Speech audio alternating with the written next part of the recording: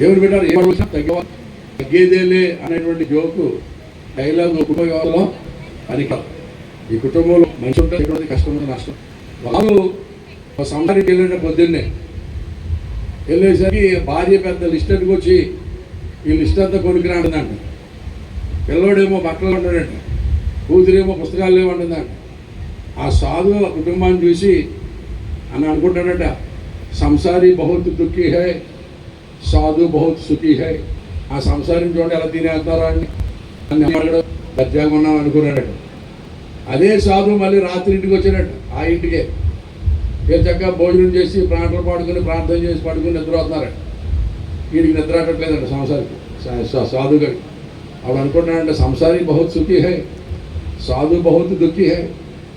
దేవుని బిడ్డలారా, ఈ సంసారం అనేటువంటిది సుఖ దుఃఖాల కలయిక. Praise the lord. Marriage has many pains but celibacy has no pleasures అన్నాడు the greatest lexicographer doctor Samuel Johnson, the author of the dictionary. ఆయన అన్నాడు, marriage has many problems, many pains but celibacy has no pleasures అన్నాడు. పెళ్లి చేసుకుంటే చాలా కష్టాలు ఉంటాయి, అలాగని చెప్పి మానేసినంత మాత్రాన్ని ఏమి సుఖపడిపోం. మా అంట్లు మేమే తోముకోవాలి, మా వంటలు మేము వండుకోవాలి, మా బట్టలు మేము ఉతుక్కోవాలి, మా ఇల్లు మేము తుడుచుకోవాలి. ఆ బాధ కూడా అదో రకమైన బాధ. కనుక పెళ్లి చేసుకున్నంత మాత్రాన్ని కష్టాలు ఉంటాయి, కానీ పెళ్లి మానేసినంత మాత్రాన్ని సుఖమేమే ఉండదని భక్తులు చెప్తా ఉన్నాడు. కనుక భర్తలకు ప్రత్యేకంగా ఓపిక అనేటువంటి చాలా ఎక్కువ అండి ఉండాలి. సాక్రటీస్ భార్య భయంకరమైన గయ్యాడట. సాక్రటీస్ గారి భార్య చాలా గయ్యాడు.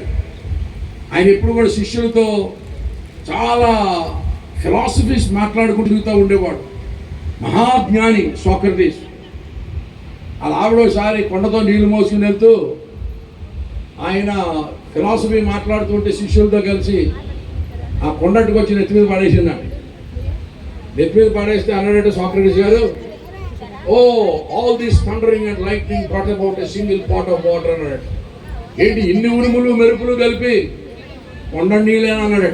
ఎంత ఓపికో చూడండి, ఇన్ని ఉరుములు ఇన్ని మెరుపులు కలిసి కొండ నీళ్ళేనా అన్నాడు. సాక్రటీస్ అంత ఓపిక కలిగినటువంటి వ్యక్తి. కానీ సంసారంలో దేవుని బిడ్డలారా చాలా గొడవలు వస్తాయి, చాలా మనస్పర్ధలు వస్తాయి. చాలా జాగ్రత్తగా వాటిని ట్యాకిల్ చేసుకొని దేవుని మహిమార్థం జీవించాలి. దేవుని బిడ్డలారా, అందుకని ఒక భక్తులు ఉన్న ఫిలాసఫీలో ఒక ఫ్రెంచ్ ఫిలాసఫర్ అన్నాడు, best marriage is possible between A deaf husband and blind wife అన్నాడు.